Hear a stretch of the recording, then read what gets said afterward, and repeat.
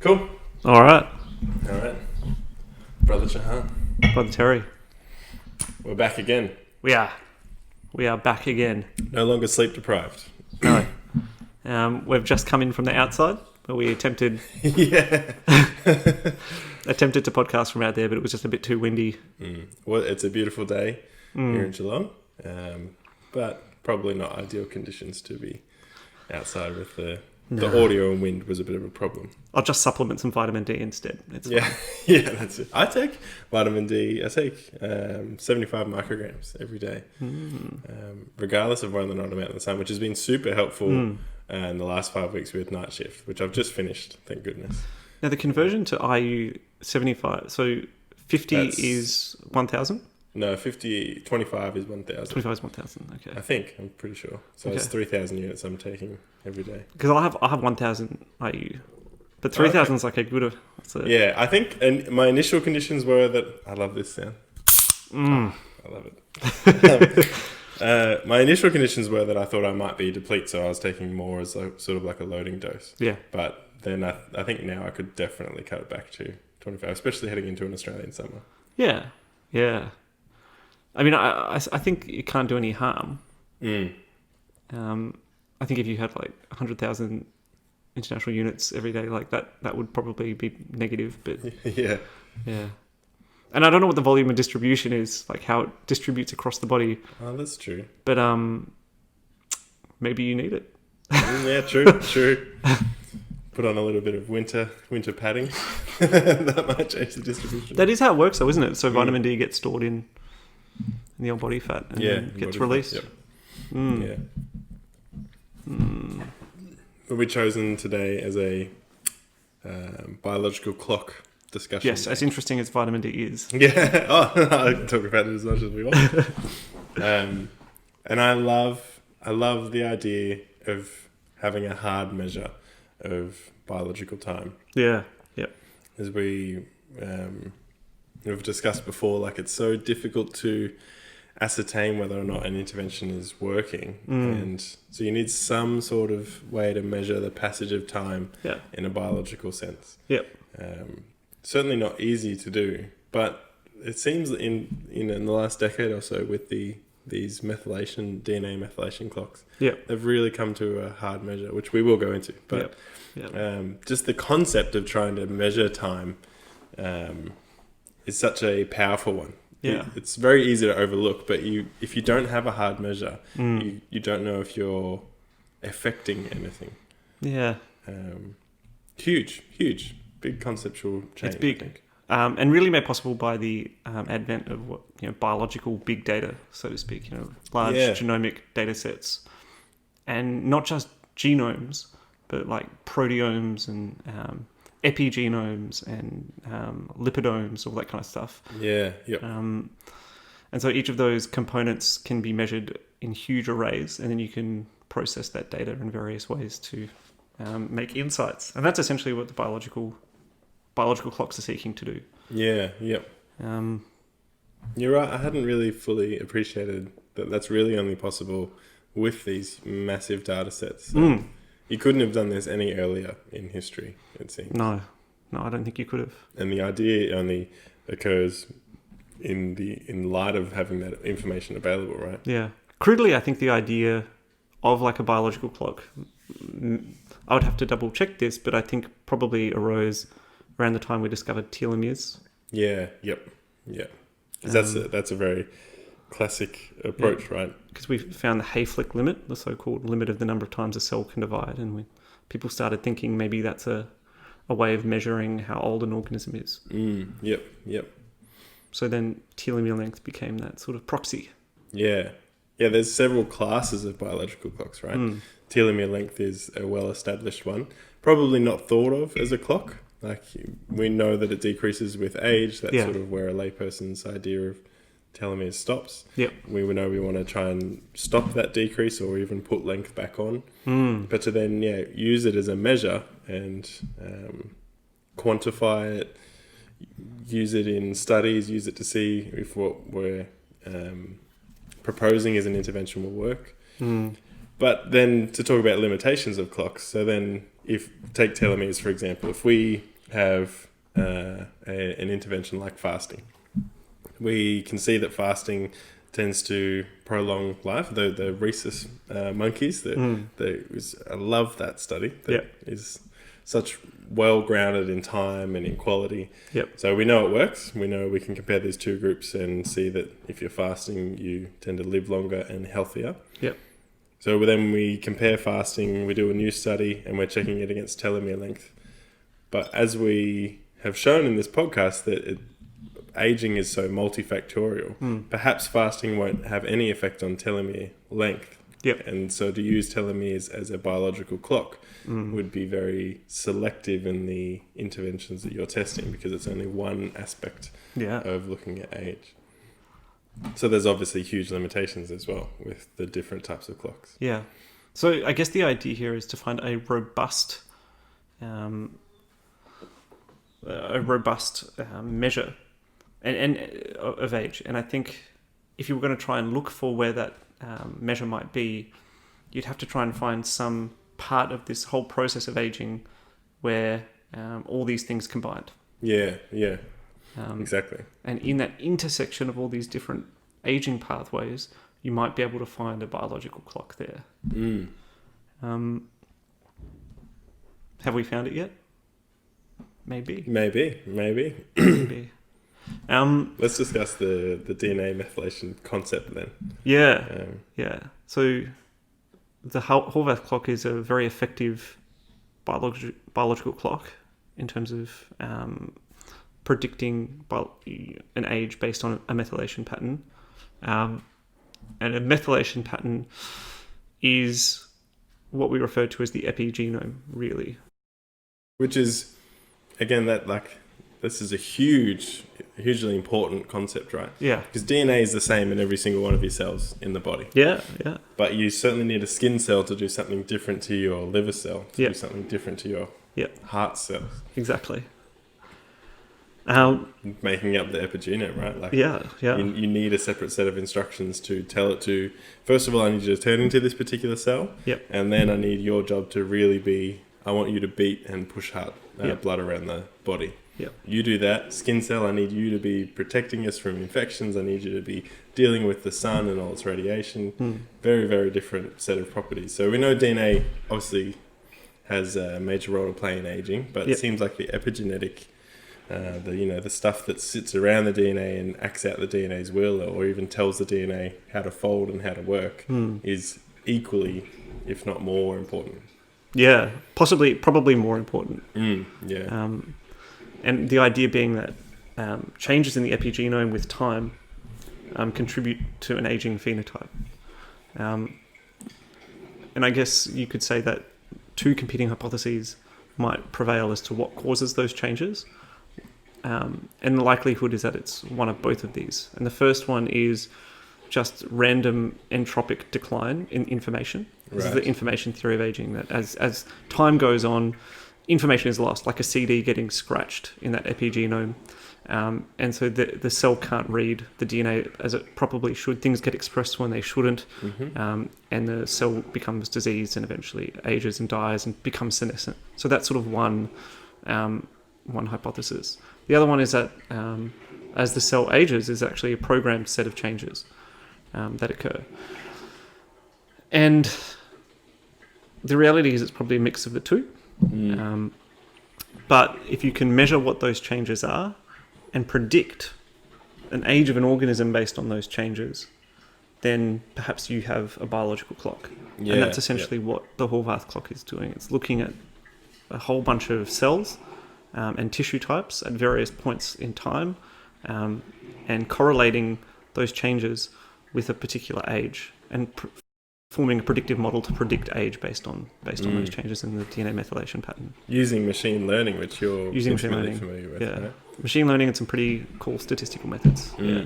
I only have an outsider's perception of machine learning. I know the broad strokes of it and how it should work. And I know that it's worked well in the Horvath cloth or DNA methylation cloths, but I'm not familiar with the details. When you have a statistical or machine learning model, one of the important things you want is that it's well calibrated, That means as you change one parameter, say the x-axis, that it matches the expected output on the y-axis really well. Okay, yeah. And so, as time goes on the x-axis, you want it to be predicting correctly on the y-axis that same level of time. Right. And so if you had x-axis is the actual time and y-axis is predicted time, you want it to be a perfect straight line. Yep. Oftentimes, previous biological clocks have had pretty good calibration in younger years, but poor calibration as the organism ages.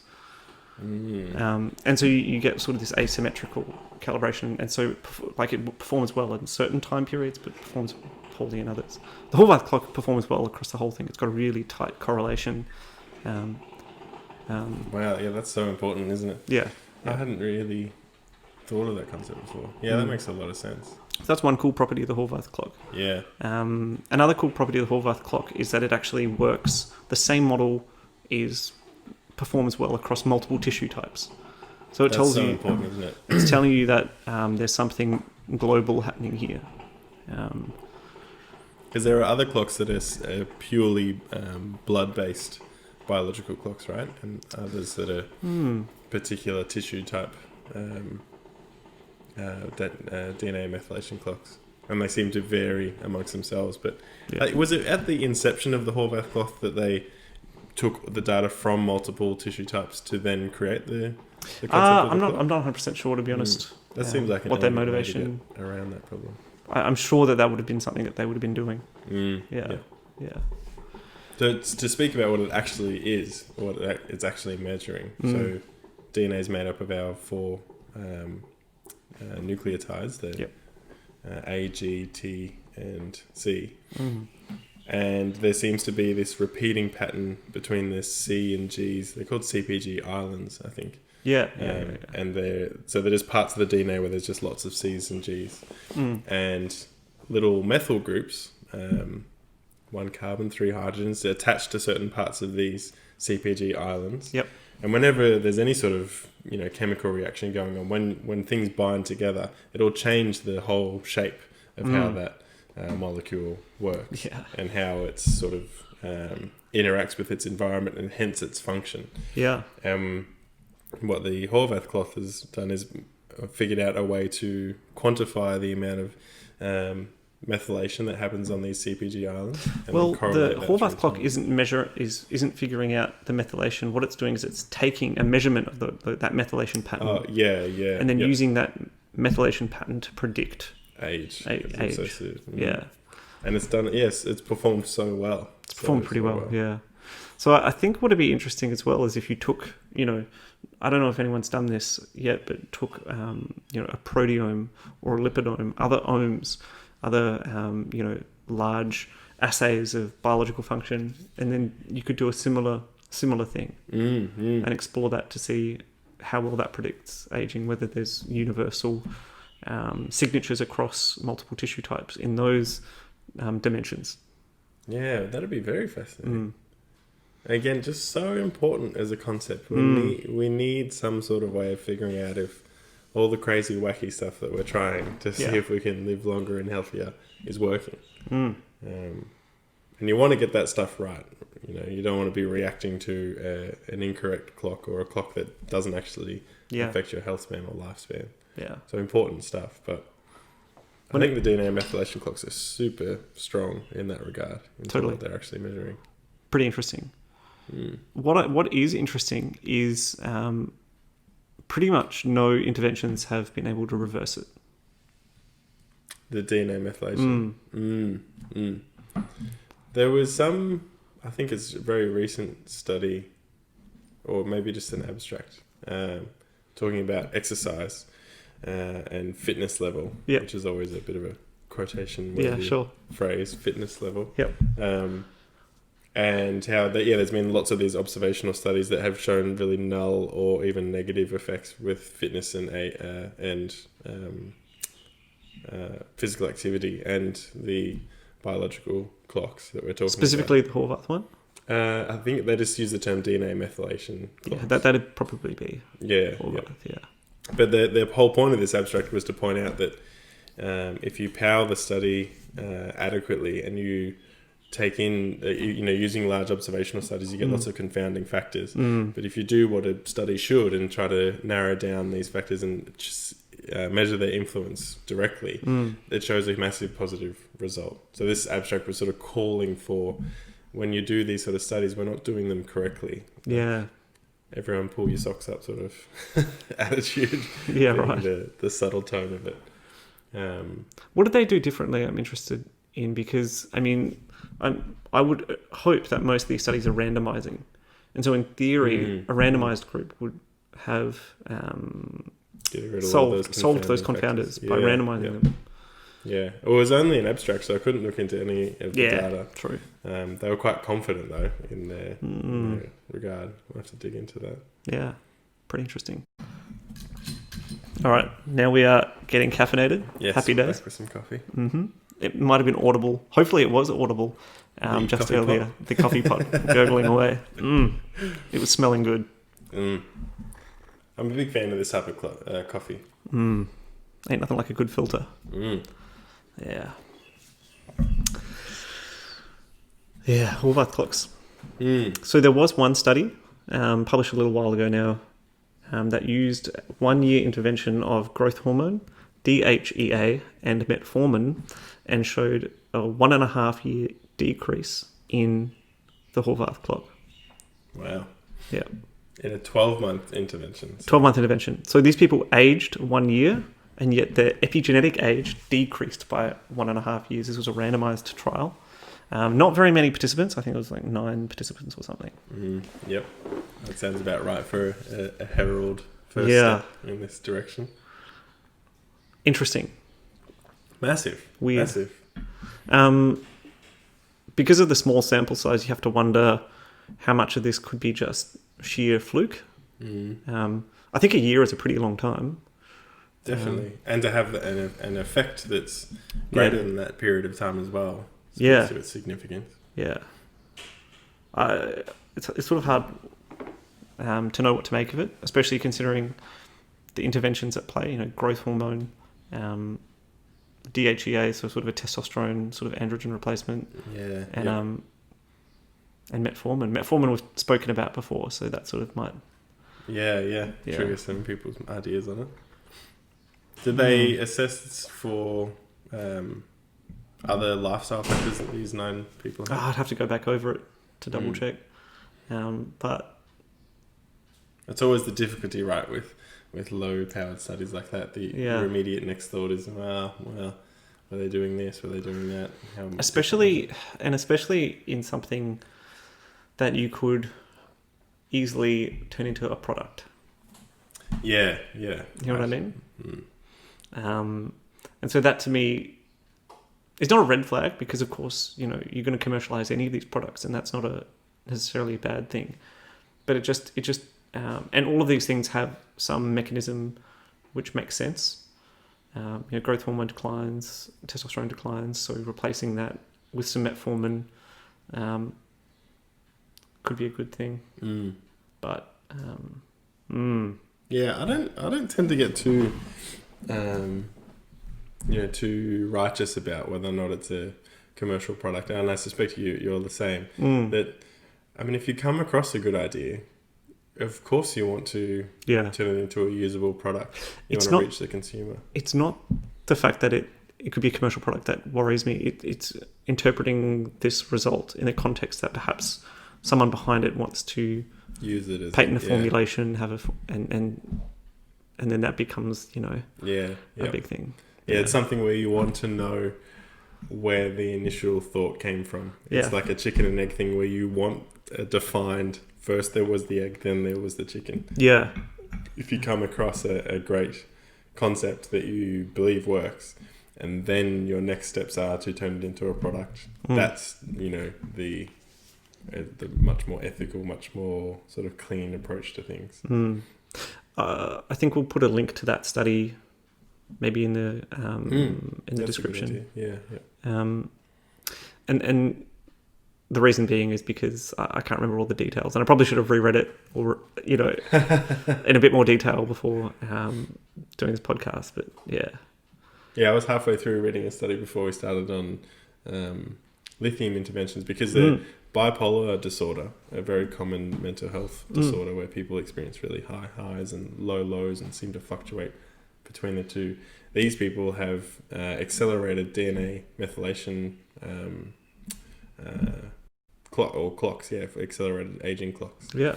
And which correlates, as we've already discussed how strong the Horvath clock is at measuring age. But so just to reiterate that idea is that people with bipolar disorder, they have age-related illnesses much earlier. They express all the aging phenotypes much earlier than people that don't have bipolar disorder. Yeah. So there's a huge link there, which prompted studies to look at, okay, what's the DNA methylation profile of these people? And it was accelerated past their chronological age. Is that as a result of treatment?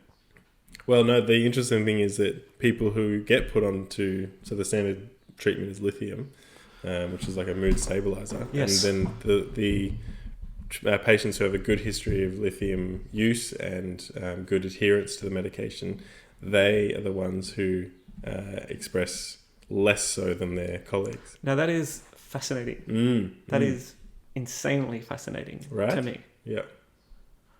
And the reason why I find that fascinating is because we know bipolar is a neurological disorder. Yep. I can see where you're heading with this. Yeah. You can see where I'm heading with this. Yeah. And there are neurological control mechanisms for the whole entire body. These include things like the circadian rhythm coming from the hypothalamus, and the pituitary, which is controlled by the hypothalamus, which creates growth hormone. There's clearly potentially I don't want to say like a hypothalamic pituitary axis pathway, but perhaps something akin to that pathway that regulates aging that is dysregulated in someone with bipolar syndrome. Yep. Which is crazy. That'd be a whole new area, right? That would be a whole new area. How much? What if you had to put a number on that as an idea? Yeah. To what extent are you confident that is taking place? Well, here's a question. So in that study, I was only halfway through, but I'll try. Yeah. Do you remember where they were measuring the DNA methylation pattern? Was that commonly it's in peripheral, like blood mononucleotides? I think it was blood. I could be wrong, but I think it was blood. Because then that's fascinating. I mean, I guess they're not taking, samples of the brain, but... I see, yeah. Yeah. Oh, so that's evidence of some end product through some axes, exactly. Right? Yeah. I'd be really interested to see if you could get other tissue types, see if that's replicated in other animal models, like animal models of bipolar or schizophrenia or other neuronal dysregulation. It may even have been across multiple tissue types. I really should look that up. No, it's just fascinating. Put a link to that study as well. Yeah. And I always harp on about, this organismal level of aging as opposed to the cellular level of aging. But what I guess is exciting about the Horvath clock is it's a cellular measurement, but done. But it seems to be able to represent organismal aging. Yeah. Which is a cool... Yeah, bridging that gap, right? That gap, yeah. It's otherwise very difficult to bridge. Yeah. They're very separate concepts. They are. Which I always draw that parallel that it seems to mirror the way the scientific literature landscape sits. There's people who are focused in cellular. Yeah. And they sort of never speak to each other. Never the twain shall meet. Yes, yeah. Well, you're right. This clock seems to be a good representation of both. And a good cross between the DNA and the epigenome, so the genome and epigenome and correlation. It sort of reminds me of worlds colliding, another Seinfeld reference. George Costanza. I will kill independent George. Yes, I love Seinfeld. Mm-hmm. He's someone who hasn't... like his chronological age doesn't match his phenotypic age. Yeah, he Jason makes the Alexander. joke that it's because he's never had a real job in his life. Probably true. I mean, stress. Yeah. A great ager. Yeah. I mean, just look at the US president. They start the job 4 years later, they look 40 years older. They're great. And now that Obama's stopped being president, his aging seems to have reverted back to a normal time course. Yeah, he looks much better. He looks better. Yes. Did you see that video of him doing a 3-point shot? I did see that. Oh my God. That's what I do. And then, so that if that hypothesis is true, that the presidency, well, I mean, it'd be hard to find someone who argues against it. Joe Biden, starting at 77, and arguably showing a phenotypic age more advanced than 77. It doesn't look good for the future. Get the man on some growth hormone, DHEA. Yeah, he needs some fasting, we need some more exercise. Yeah. I love his little jog out to the podium. That was good. That was nice. It was a nice touch. Yeah. It's a classical approach to trying to make the president seem more... vibrant. Yeah, vibrant. Yeah. Apparently started by Obama. Yeah, who used to run up the stairs to getting onto Air Force One, right? Yep. And I think Kamala Harris did it a bit as well. She jogged down some things. Yes, yeah. Showing up, I'm good. I'm ready to work. Yeah. Do you reckon Obama would hold in any breathlessness when you so you jog up the stairs? For sure. You turn, you wave at the crowds, and you're inside. You're thinking, "Yep, just 10 more seconds."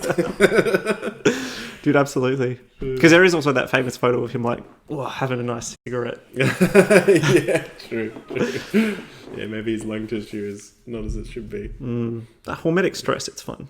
Yes.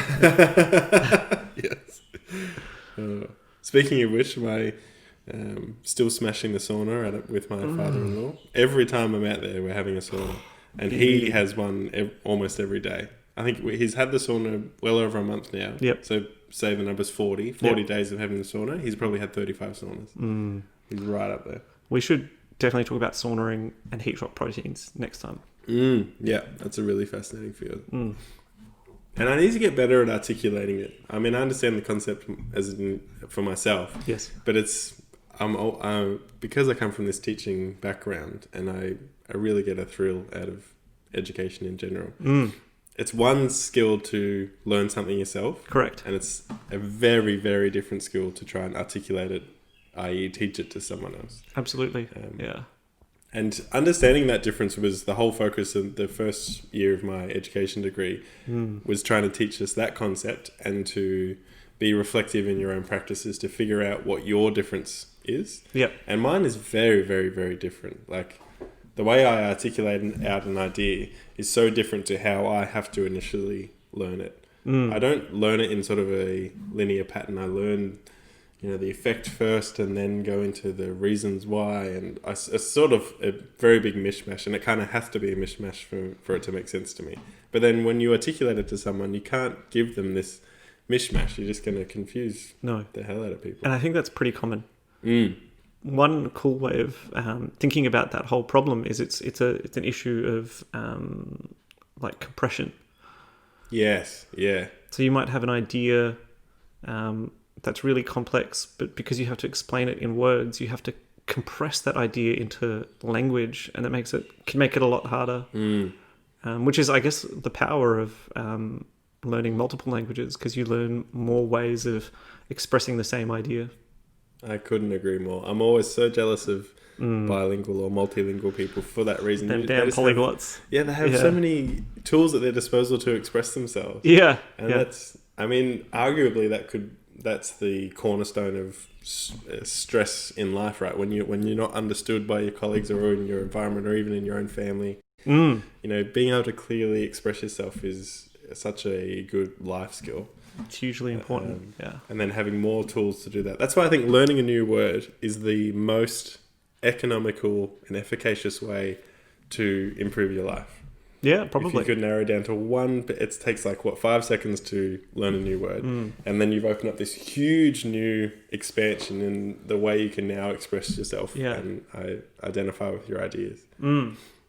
Bit of a philosophical sort of approach to life, but whenever I'm reading anything, if I come across a word I don't understand, you can sort of cheat and look at the context of the sentence and what you're talking about and go, I think I know what that word means. But now I've got a rule that I've had for the last 2 years as part of a New Year's resolution, that if I come across a word I can't fully explain, like if someone asked me what it meant right then and there and rattle off a definition, then I have to look it up. Interesting. And boy, was I wrong about 30 or 40% of the time. We were saying, I'm sure it means this. And you look it up. Oh, wow. Okay. Yeah. That actually means the opposite of what I thought. Completely changing the meaning of the sentence and what the author's trying to say. That's really it's a good skill. Yeah. I've got this massive note on my phone that transfers to my laptop, just filled with these random words. Oh, that's cool. Yeah. Yeah. Mm. Canopsia being one that we've mentioned on the podcast before. Great word. Yeah. That's a good habit. I recommend it. So that study pointed to lithium being something that could have these anti-aging effects, or returning to at least baseline level in a process that normally accelerates aging. Yep. It's something that one of our friends, Doug Blomley, who I hope to get on the podcast as a guest, he when we first started this, he put that idea out there, saying, "Oh, you should look into lithium and how it affects on this sort of level." He's a consultant psychiatrist, so yeah, that'd be really cool. We should get him on the podcast. Yeah, absolutely. Shout out to Doug. Yeah. So fascinating. Fascinating. Which then forms part of that matrix of, meditation, mindfulness, sleep being important. All that stuff, I think, is acting on that central axis. Yeah. Yep.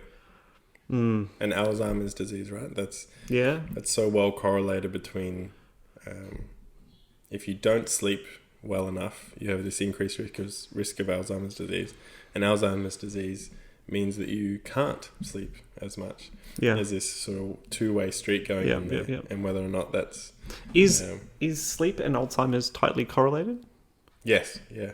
Yep. But I mean causative. So if you sleep deprived, is that correlated with increased risk of Alzheimer's? Yeah, 100%. Oh, interesting. And the inverse is true in a much easier way to explain, because Alzheimer's disease tends to affect the sleep centers of the brain, or any part of the brain that is tightly involved with regulating or inducing sleep, is damaged or deteriorated in Alzheimer's disease. So understanding it backwards is easier, that Alzheimer's patients struggle to sleep.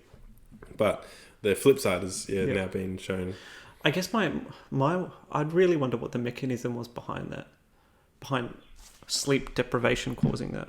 Do you... I think I could be screwing a few things up here, but I think it's the glymphatic system. Have you heard of that term before? Yeah. When you sleep in it. Yeah, you're basically increasing your cerebral spinal fluid and sort of clearing out all of the eventual plaque that would build up that is involved in Alzheimer's. They're the tau proteins and what's the other? The tau. There's the tau and beta amyloid. Yeah, beta amyloid. Yeah, so you're clearing both those substances every time you sleep. And I think it could be a particular part of sleep, which I would guess would be the deeper or REM sleeps. The other interesting mechanism for Alzheimer's is actually insulin resistance. Hence why Alzheimer's is sometimes called type 3 diabetes. Because the brain is typically really reliant on glucose for energy. You can't use fats. Yeah, it's its only choice, right? And ketones. Oh, famously. Yeah. Good point. Which we should talk about at some stage, because ketones are fascinating. But predominantly glucose driven. It concentrates insulin in the brain by a factor of about 1,000. So you have significantly more insulin in brain tissue than you do peripherally. Because you need to take that glucose and shove it into the cell. Because it really needs it, yeah. And insulin is the gatekeeper. Yeah. If you are insulin resistant, then that factor of 1,000, if you increase it peripherally a little bit, or a lot, depending on how insulin resistant you are, then in the brain it's increased even more. Right. And there's an interesting interaction in the brain where there's an enzyme that breaks down tau and beta amyloid. It either breaks down both of them or one of them, I can't remember. But either way, it breaks down these molecules. Insulin competitively inhibits that. Oh, wow. And so by being insulin resistant, having excess insulin around the brain, you develop an increased risk of beta amyloid. I didn't know that. Tau build up. Yeah. So that's one mechanism, which is super interesting. And sleep is inherently linked with that as well, right? Yeah. I love throwing out this. Sleep's going to derange your blood sugars and cause problems there for sure. Massively. I love throwing out the statistical or fact that even after 3 or 4 nights of sleep deprivation, your insulin sensitivity is severely impaired. Yeah. So, I mean, personally, on nights, I find it hard, and I tend to eventually succumb to a carbohydrate binge at some stage. But I'm very cognizant of the fact that probably the optimal strategy is like extreme carbohydrate restriction during nights, to minimize your insulin load for that very reason. Which is what I've done in the past 5 weeks. I tend, I find it much easier to fast at work because 1, it's busy, and 2, you're not in your well-accessed neuronal pathways of being right next to your food in your home. So I haven't eaten at all on my night shifts. But I suffer for it, I think. Well, it's actually hard to say if I suffer because I'm fasting or I suffer because it's simply night shift. But it's extremely tempting to eat on night shift. But I've managed to not do that because I'm trying to improve my sleep when I come home as well. It's much easier to sleep on an empty stomach or in a fasted state, I think. I've had sort of conflicting experience with that point. Oh, yeah? Sometimes I find it easier to sleep. So I find it easier to go to sleep on a full stomach. But I think I have worse sleep on a full stomach. Yeah. So it's this weird trade-off between how long am I going to lie around feeling hungry versus the quality of the sleep. Exactly. And what you've just said is true of alcohol, cannabis, and going to bed on a full stomach. You might think that because it may or may not be better at inducing sleep, right? Yep. So it's easier to fall asleep when you've had a little bit to drink or some alcohol in your system. Easier to fall asleep with cannabis in your system, and easier to fall asleep on a full. You eat a huge meal and you tend to you feel sleepy. Sleep right Yeah. So it's probably just a shift in the energy pathways in your body and shift away from cognitive processes towards digesting your food that makes you a little sleepy. But there's so many good studies not that many great studies on cannabis, but a few that seem to correlate it with the same as alcohol. And alcohol has been really well studied that you have a terrible quality of sleep. Everyone sort of thinks after a huge night of drinking, I slept for like 12 hours. Yeah. But your body probably only got 3 or 4 good quality hours. And you still don't feel good afterwards. No, and that's probably why, right? But despite the fact that your liver's crying out for help. Yeah. Sleep plays a huge role. You'll have more. I think they've shown you have more awake cycles. You definitely don't go as deep into your sleep, and you have these sort of frequent bursts where you can wake up entirely, but you simply won't remember it as a byproduct for having the alcohol on board and some memory impairment. So you might think you've had a great night's sleep, or you look at the clock and can tally up more hours when alcohol or a meal or cannabis is on board, but the science isn't with you on that point, if that's what you guys are thinking. And which is also, I think I mentioned before on the podcast, where delirium tremens, the issue you have when you have acute alcohol withdrawal in someone who's an alcoholic. There's evidence that shows that these people, chronic alcohol intake, suddenly take that away. And a symptom that we treat quite commonly in the hospital is these crazy hallucinations and delusions these people can go into. They have sweating, they have lots of pain, they sort of go into this horrible state, and that whole situation is collectively termed DTs or delirium tremens. And the sleep aspect of that is saying that because alcohol is such a impairer of reaching your REM sleep, the really rich quality sleep that sort of restores your functioning in the body, alcohol's been impairing that for so long, and once that break is taken away, the body says, I don't care if you're sleeping or not, I'm going to put you into this dream state. So it's like the dream state is pulled across into your consciousness, and you have these hallucinations, you have these crazy ideas and things going on that normally your body would only reserve for a full sleep state when you're paralyzed and you can't act out these things. But there's this growing body of evidence that shows no, you're experiencing REM sleep whilst you're awake because your body needs it so much. Interesting. Wow. And then so we dose these patients up with diazepam in the hospital, and then sort of taper it down slowly, so that for them to restore to normal function, which is probably a much safer way for the body to do it. I mean, if you're experiencing delirium tremens like you are in strife, yes, you could die. You can die. Yeah. Which I think is an interesting point because alcohol and benzodiazepines as a role, because they work on a similar mechanism of action, are the only things that if you become addicted to, you can die from. Yeah. Like you could be a hardcore heroin addict, but if you stop, it's going to feel like crap, but you're not going to die. You're not going to die. Yeah. That is something where you need to grit your teeth and just get through it. Yeah. But alcohol, which is a lot more common than heroin addiction, you cannot have that mentality. You can't just grit your teeth and cold turkey go through it. Which is Seek professional advice. Super interesting. Super interesting. Such a dangerous substance. It's just its cultural place. Yeah. It gives it so much normalcy. I guess so. It's also one of the most like natural things in terms alcohol. of I mean, we've been eating and drinking fermented things for like thousands and thousands of years. It's probably when you distill it into its like really strong forms and have it in and of itself is probably the issue. Yeah. Beer and like crude forms of wine have been just part of human civilization for so long. Yeah. And now it's bottled, distilled, refined. It's easy to get. For $5. I mean, if you think about I always talk about ancient civilizations, but if you're an ancient civilization, and maybe it's difficult getting all the ingredients together, it's difficult brewing it, you just don't have a lot of it around, and it's used in special occasions and stuff. Yep.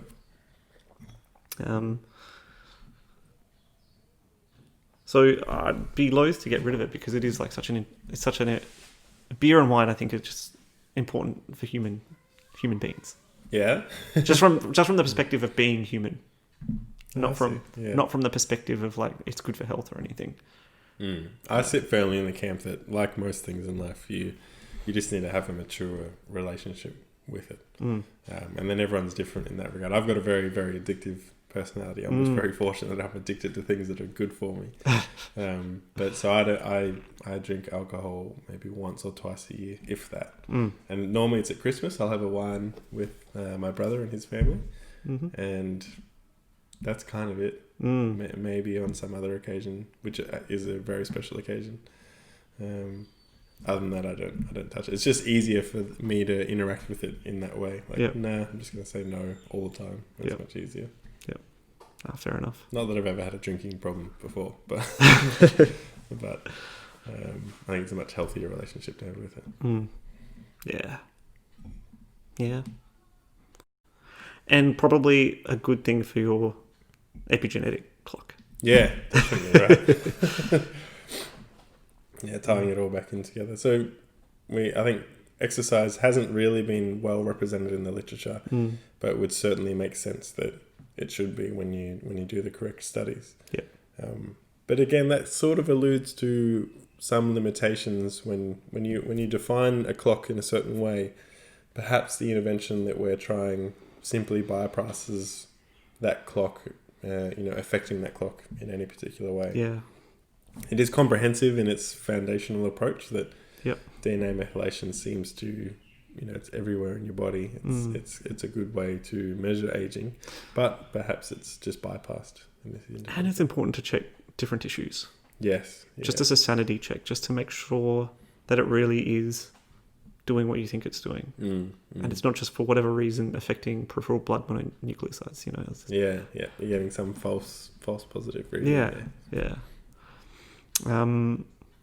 But the future is bright, and we have a lot of data being collected, and hopefully we'll get some interesting insights as to the processes of aging that occur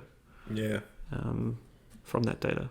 Have you ever had any of your genome mapped or anything like that? No, I haven't done any of that. I've been thinking about it. The only reason I haven't done like a 23andMe and got the bulk data, because you can request the bulk data, which is cool, is I don't know, there's a conspiratorial part of me that is loath to give up my genetic information. That thought crossed my mind too. I haven't had any of it either. And in the reading we were doing for this podcast, I thought, oh, maybe I should. And that's what stayed my hand as well. I'm like, oh, I kind of don't like I barely like my browser information being collected by Google and Facebook, let alone do I really want literally me being collected as well. And in a sense, it's a bit of a ludicrous thought because as these companies collect this information, it's pretty unlikely they can do anything bad with it. There's the fear that health insurance companies will get a hold of this data and raise your premium based on your risk. Here's an idea for you. Now let's just for revolutionizing health insurance, which I think would be a really interesting approach. What if you could collect all this data? You could collect all your genomic data. You could collect all your health metric data. I argue that I'd want to share that with my health insurance company if it could reduce my premiums. Ooh, yeah, it is a two-way street, right? Right. Now you say, well, if you've got a genetic condition and it's unfair for them to charge higher premiums, let them charge higher premiums, but have the government subsidise that higher premium. And that's where the government subsidising comes in, is at that level of unmodifiable risk factors that a health insurance company would otherwise charge for. Oh, I see. So people pay the same amount, but if you're a smoker, you have to pay that in your premium. The government's not going to subsidise you for smoking. Ooh, I like that idea. I can see that others wouldn't, because then, by saying government subsidy is another way of saying taxes will pay it, which I've thought about this idea a lot. But I have a very different approach to tax than most people. I really don't mind paying tax. I think when you're fortunate enough as we are to live in a country as great as Australia, which I'm massively patriotic, I think it's the best country in the world. I don't mind paying taxes in this country. I love the way our healthcare is set up, our welfare is set up. I couldn't agree more with the processes we have in place. Sure, they're not perfect, don't get me wrong. Just like science, I'm happy to criticize something till the cows come home in order to make it better. But I'm happy to pay taxes. I do very little work to limit my taxes. Interest in things like that is where I want to save money. But taxes, I don't mind. I earn X amount. I'm happy to pay Y amount because I want to help society around me. So I wouldn't mind at all paying extra in my taxes to government subsidize people's premiums who need more health cover. I'm happy. I think you'd have to do the health economic analysis. So there's a few problems. Let me backtrack a little bit and say the dimensions of data that we have available probably aren't quite finessed enough yet to really facilitate this approach. But I imagine at some stage in the future it would be. Inevitably. So if you had like an Apple Watch and you were sharing that data, your activity data and all that sort of stuff, if your health insurance company could see you exercising every day, wow, okay, cool. Then that I would like to share that information if it reduced my premium. But I don't think these are really accurate enough to really actuarialize what that would affect. Like, we don't have the data to actuarialize and figure out how that would actually change your premium. In an intelligent way. We will, but inevitably I agree. We will. Right now we don't. The other thing too is the social determinants of health. And where does that fit in? So it's like, okay, you're born into poverty, you're a smoker and an alcoholic, but that was always a condition of your environment. At what level do we penalise and accept a certain level of bad choices based on your social determinants? That's a conundrum. That's a real tough one. And I don't have a good answer. It's traditionally an area where motivating people lower on the socioeconomic ladder to do the correct behaviours. I agree. It's largely not their fault. To call it choices is not accurate. But to motivate them to make better choices, it could be the situation where you have this baseline public health system, but you're essentially just making private health cheaper for that reason. Because these people don't traditionally have health insurance. But maybe they could afford it and they could go to and have better access if they knew. Okay, well, if I quit smoking and did this, private health is all of a sudden pretty cheap. Accessible. So it's sort of two birds with one stone, but it's whether or not you throw that stone is the question. I mean, there's so much devil in the detail for a scheme like that. Mm. Certainly I haven't fleshed out, but it's an idea I had and I thought was a kind of an interesting one. Because we accept that with other forms of insurance, right? Mm. If you move to an area that has more break-ins and robbery and higher rates of crime, and your insurance premium for your house and your car goes up, everyone just says, well, yeah, it's fair enough. Yeah, but it's not really fair enough. You know what I mean? So? Well, no, because, I mean, why are you living in a crap area that has this rate of theft and burglary and whatnot? I mean, it's not because it's presumably not by choice. Everyone would be living in, Kensington Gardens or, yeah. For an American analogy, I don't know, Manhattan Island. I don't know. Yeah. You'd be living on on a swish place if you could, but not everyone can. But So would the insurance model break down if they didn't take those things into account? No, insurance model, if you're a private insurer, you need to take that into account because otherwise you'll lose money and it makes no sense. The question then becomes, perhaps it needs to be subsidized. Perhaps that needs to be subsidized. I don't know. It might make it... I never thought about expanding this whole insurance idea into other forms of insurance. To existing forms of insurance, yeah. Because it clearly is a social... I'm not into social justice in many ways, or at least the narrative of modern social justice, but I do believe in more concrete forms of social justice that you can point to. And this would be one where I think it would improve social justice if you were able to subsidize insurance for homeowners who could only afford a terrible place to live. That had higher crime and higher premiums as a result. Again, yeah, I'm a fan of that idea. I don't mind subsidizing those sort of endeavors. The devil is again in the detail, and it would be fraught with difficulty. Yeah. And once it's politicized, you'd have dumb means tests. It would just, as usual, the government would ruin things. Yes, yeah. But it's the best system we got, right? Yeah. I'm certainly not defending the government or even really attacking them. I just think it's a process. Until we have a better process, it's the best. Yeah. Like Churchill said, I think democracy is the worst style of government, except compared to everything else. Yeah. Or all the other ones. Yeah. But yeah, that Gattaca style of life, I think it's accurate to say it's inevitable. Yeah. We should do a remake of Gattaca, but instead of having the bases, GA, TTA, CCA, or whatever, you should have a methylation pattern instead. Yes. Yeah, what was the title of that movie called? Dramatic. A lot of M's in there somehow. Yep. But I love that idea of taking more control over your health identity. And getting rewarded fiscally for exercising correctly, for quitting smoking. It almost does seem a little bit dystopian in the sense that you're regulating people's behavior, but it's a financial incentive. That you can take or leave. So you still have the choice. So that's good. It's certainly not as dystopian as the Chinese government, social credit score system. Yes, which is very dystopian. That is super dystopian. So at least it's not that level. It's it strikes me as a sort of Swedish approach where you have the combination of private actors and government incentives. Yeah. But you're just nudging things in the right direction. To achieve the same outcome. Yeah. Yeah. Every time I think of that Chinese social score system, I'm always reminded of this MMA fighter, a Chinese guy who, like me, is extremely frustrated with the kung fu mystic approach of martial arts. Most martial artists are frustrated by that.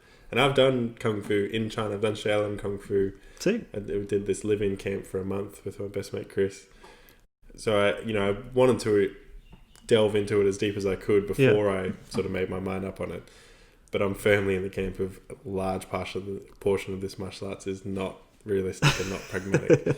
And this MMA fighter is on my side of the camp. And so was challenging all these kung fu masters publicly and destroying them. If anyone wants a good YouTube compilation, I can't remember the guy's name, but absolutely demolishes them because he's a real fighter. Yeah. And these people are these esoteric, untouchable kung fu masters who once called out and rocked up to fight day got smashed. Yeah. But his social credit score suffered massively as a result.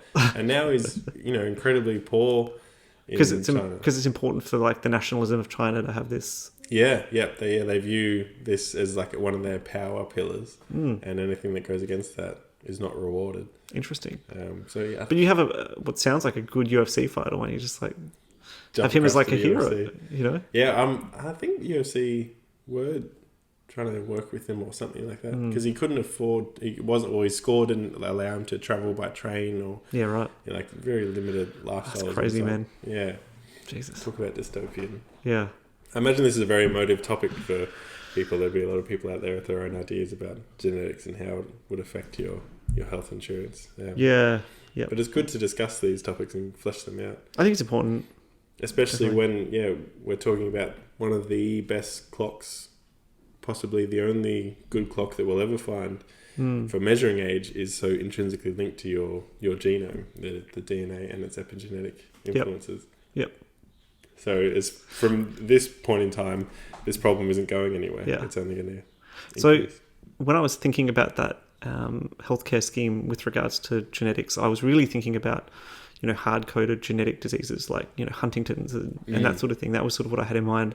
But even then, you could sort of, if you had a really good biological clock, like if you really trusted the Horvath clock, you could provide an insurance subsidy based on your biological age. Yes. So am I right to assume you mean like if Huntington's, which sort of kicks in at a certain point in your life, it's very age related, you pay one premium right up until a time when it looked like Huntington's was now going to start expressing itself in your behaviours, and then your premium would change?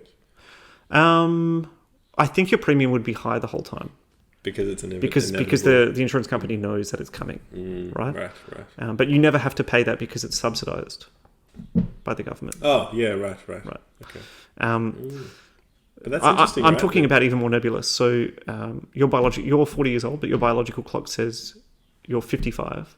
And so your insurance company says, well, you're actually at a higher risk of cardiovascular disease, metabolic diseases, cancers.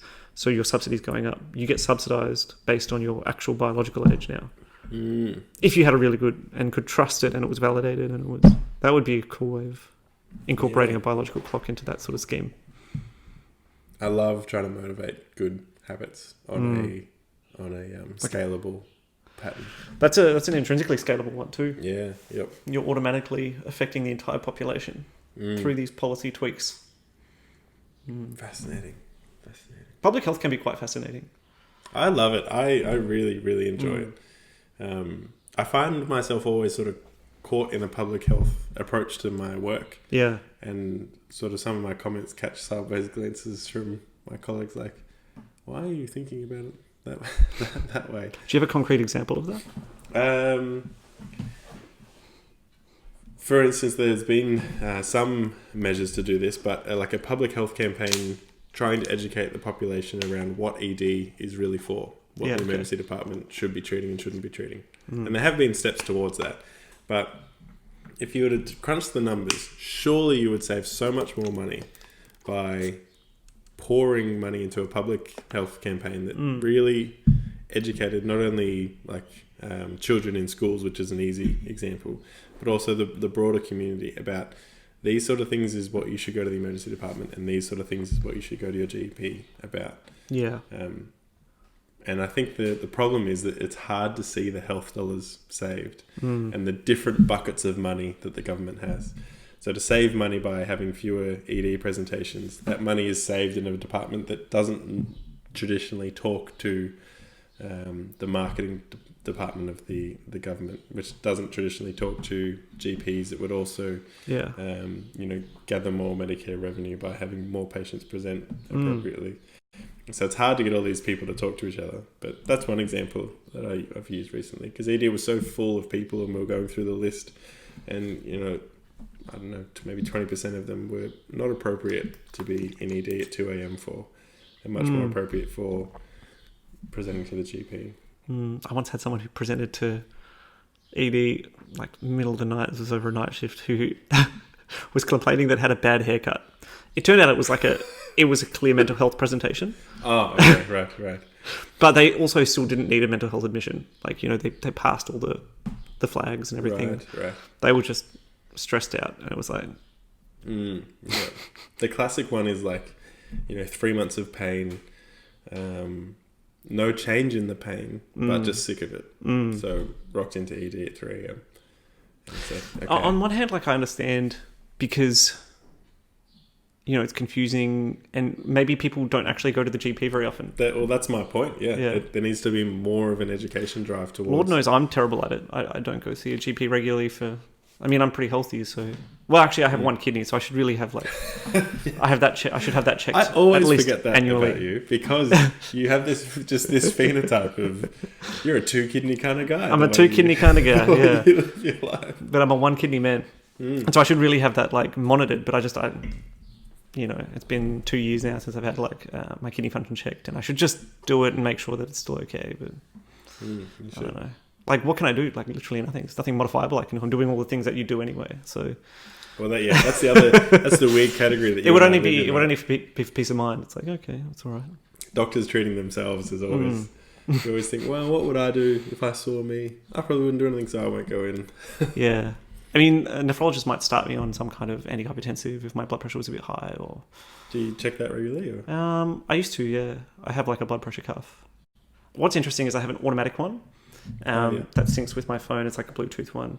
And I have a regular pump-up one. And the automatic one's always lower than the pump-up one, so I always just go with that. Oh, really? By how much? Or? Significantly. So I'll be 120 on the... regular Sigmo. On the automatic Sigmo. Sigmomometer, for anyone who's wondering, is a blood pressure cuff. I love that.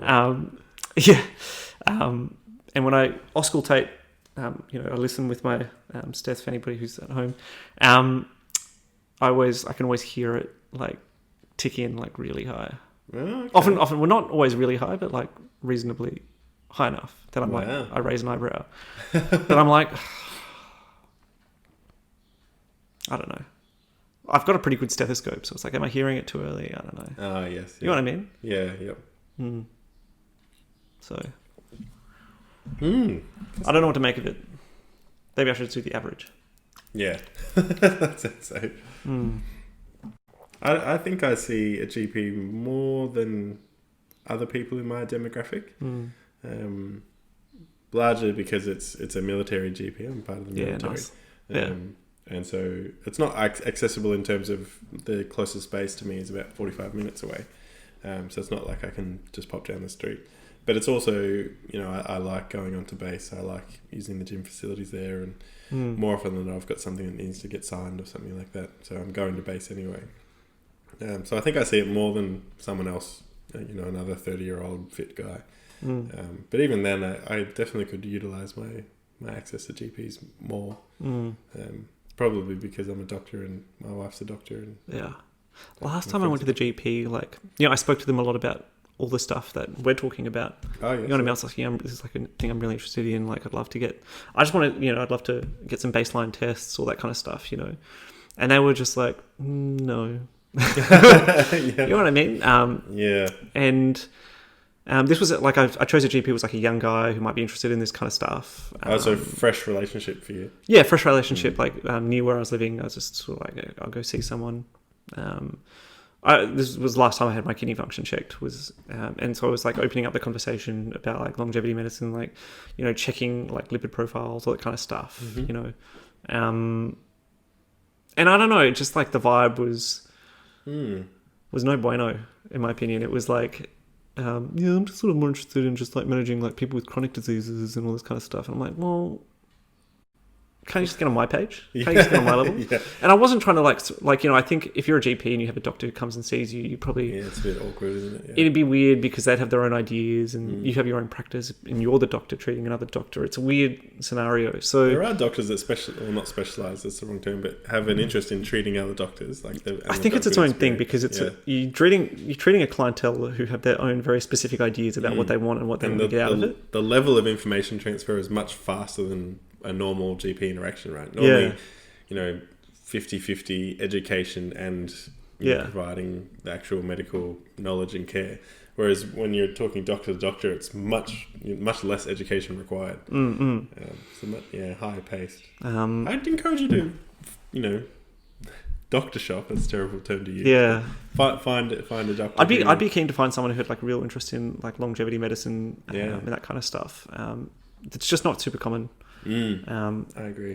People don't know the literature around metformin for longevity. People don't know the literature on what sort of lipid profiles you should be doing routinely.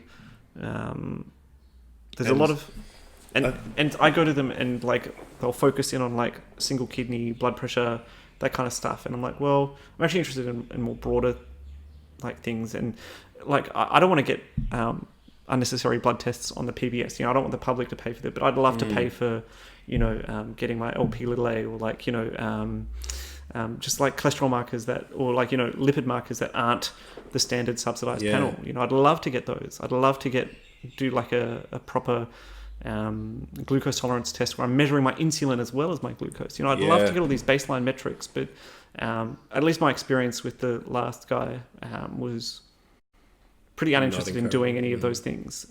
Especially when you're talking about paying for it yourself. Yeah, I'd pay for it myself. Like I'm not asking for any subsidized thing. So I became a little bit defeated by the whole thing because it's just so much effort to go out and find someone who's interested in that sort of thing. Would you agree that I think this topic that we're discussing, like longevity, health span, things like that, fits firmly in the GP category? I think it is the responsibility of a general practitioner. Yeah. Which I'll be working in that sphere 100% next year. I think, ideally it becomes its own specialty because it is so nuanced. Yeah. But until then, and even then, I think it's a specialty that will be part of like you're a GP and you can have extra training and become a... The other pathway I think would be useful would be like physicians. So you go down the physician's pathway and you could either do endocrinology or even geriatrics. Oh yeah, that's a clear, which is a clear, one, yeah. Geriatrician should definitely. The problem with I think geriatric medicine currently, at least from my perspective, being a fairly impatient sort of guy, is it sort of really focuses around rehab and the effects of and dealing with the consequences, managing the effects of aging rather than preventing it. So from that perspective, the scope of current geriatric medicine is not super appealing for me. Because I've done orthopedic rotations, and orthopedic rotations are really great because you have a dedicated ortho-geries unit that helps you out. These are medical doctors who help out the orthopedic doctors with their elderly patients because, believe it or not, orthopedic doctors see a lot of them. Yeah. People fall over and break hips. And so that makes orthopedic care really good from that perspective. But I've dealt with the ortho-geries sort of model of medicine from that perspective, from looking at it from the surgical perspective. And for me, looking at what they were doing, I just wasn't super interested in it because oftentimes you're just like measuring things like, vitamin B12, folate, making sure that's optimized. You're checking iron studies. I mean, you're optimizing all these little things, but it's like, for me, it's like the uninteresting end of aging. It's like... it's a Band-Aid solution. Which I think is important to differentiate between this biology of aging specialty. It can have two focuses, right? Preventing in a younger population, but we've discussed here on the podcast things that can reverse the effects of aging. So the traditional geriatric model, which I agree with, is sort of these things have happened. It's concrete.